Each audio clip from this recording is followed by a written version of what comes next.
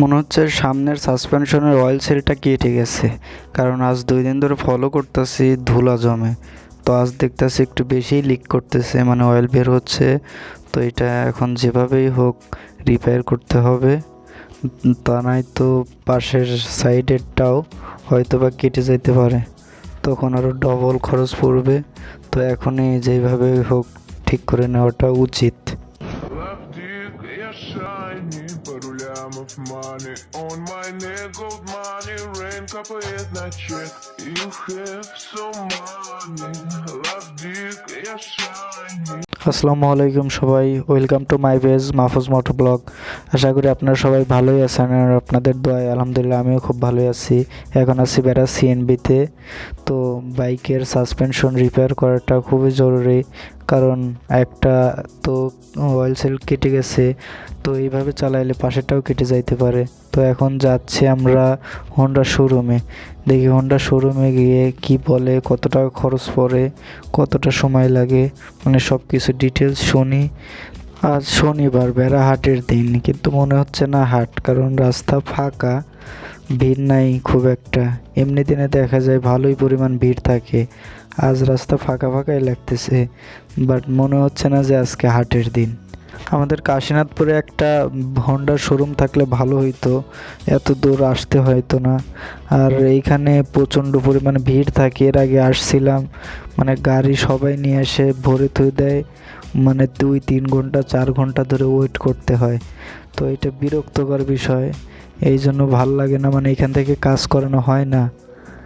আরে বাবা, রাস্তার যে এই অবস্থা, কেমনে যে কি হয়। আরে ভাই আসতে কাদা সেটে, মানে মানুষের কি যে বলবো, দেখতেছে যে এই সাইডে পানি, তারপরেও জোরে আসতে হবে। কাদাটা ছিটে যে আরেকজনের গায়ে যাবে, এটা নিয়ে তাদের কোনো চিন্তা ভাবনাই নেই, মানে সে যাইতে পারলেই হলো। আর আচমকা এই রাস্তা সব জায়গায় ভালো, এখানে ভাঙা রাস্তা, তো পানি জমে থাকে।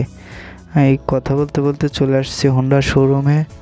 তো এখন ভিতরে যাই, দেখি কেমন কি ভিড় আছে না আছে, আর অয়েল সেলের প্রাইস কীরকম, সব কিছু ডিটেলস নেই। কারণ হোন্ডা শোরুমের মধ্যে ঢোকা যাক। এইটা হলো গোডাউন সিস্টেম আর কি, স্টক। আর এইখানে রিপেয়ার করে, এখানে পার্টস পাতি যত আছে সব কিছু এইখানেই। আর এই সাইডে রেখে দিছে, মানে ওইখানে ডিসপ্লেতে আটে না, তাই এইখানে কিছু বাইক রাখছে। A few moments later. ভাই রে ভাই, যেই পরিমাণ শোরুমের দাম, একটা অয়েল সিলের দাম চাইলো 675 টাকা, আবার ফিটিং চার্জ এক্সট্রা, মেবি 1000 খানেক পড়বে। তো আমার এত টাকা কাছে নাই বর্তমানে, যাই কাশীনাথপুরে যাই, দেখি ওইখান থেকে কত কমে সাশ্রয় লাগাইতে পারি। কারণ শোরুমে যে বসেও থাকতে হবে 2-3 ঘন্টা, তারপরেও 1000 টাকার মতো খরচ, এত টাকা তো খরচ হওয়ার কথা না। 2000 years later. ওই সিরাতে ওয়েল সেল নাই, হাসি মোটরসে ওয়েল সেল নাই, মানে এখন বিসমিল্লাতে যাই, দেখি ওইখানে ওয়েল সেল পালে ওইখান থেকেই নিব। আর আজ আমিনপুর থানায় কমিটি গঠন হচ্ছে, তার জন্য চেকপোস্ট বসাইছে, সব পুলিশ, ট্রাফিক পুলিশ সব এইখানেই, মানে সবাই বসে আছে, চেক পড়তেছে, এইরকম আর কি। এক কাকার মাথার টুপি উড়ে পড়লো এখানে, এই কাকার টুপিটা ফেরত দিয়ে আসি আর কি, এই ওঠা টুপিটা। কাকাও দৌড় বাড়তে বাড়তে আসতেছে টুপির জন্য। যাই, বাইকে বসেছিল, টুপি উড়ে গেছে, কাকার মাথায় চুল নাই, মেবি এই জন্য টুপিটা উড়ে গেছে।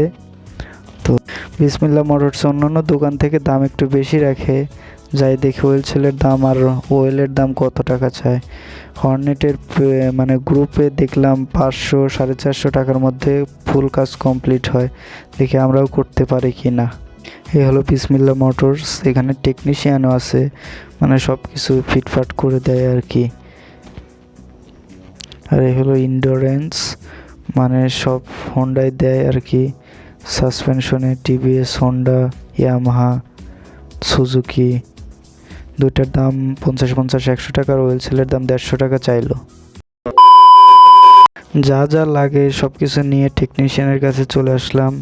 এখন দেখি কিভাবে কাজ করে না করে। দুইটা অয়েল তো 100 টাকা দিয়ে নিলাম, আর অয়েল সেলটা 150 টাকা নিল। দাম বেশি নিছে না কম নিছে বুঝতে পারি নাই। যদি কারো জানা থাকে কমেন্টে জানাবেন আর কি। রিপেয়ারের কাজ শুরু করে দিছে, তো কথা না বলে দেখি কেমনে কি করে না করে।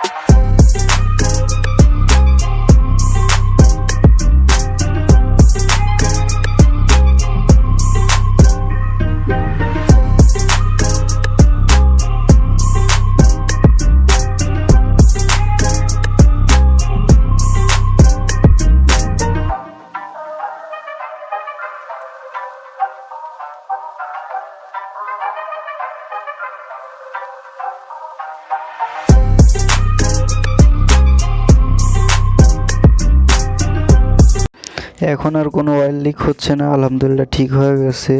তারপরেও কয়েকদিন চালানোর পর আবার আপনাদের সামনে একটা রিভিউ দিব। তো এখন টোটাল খরচ পড়লো 450 টাকা। 100 টাকার অয়েল, 150 টাকার অয়েল সেল, আর এই টেকনিশিয়ান খরচ 200। রুমে অয়েল সেলের প্রাইসই চাচ্ছিল 675 টাকা, লাগানোর চার্জ তো এক্সট্রা। আর আমি বাইরে থেকে 450 টাকা দিয়ে ফুল কমপ্লিট করে নিলাম। তো দেখা যাক এটা কেমন চলে। আজকের মতো এতটুকুই, দেখা হবে পরবর্তী কোনো ভিডিওতে। ততক্ষণ সবাই সুস্থ ও সুরক্ষিত থাকবেন।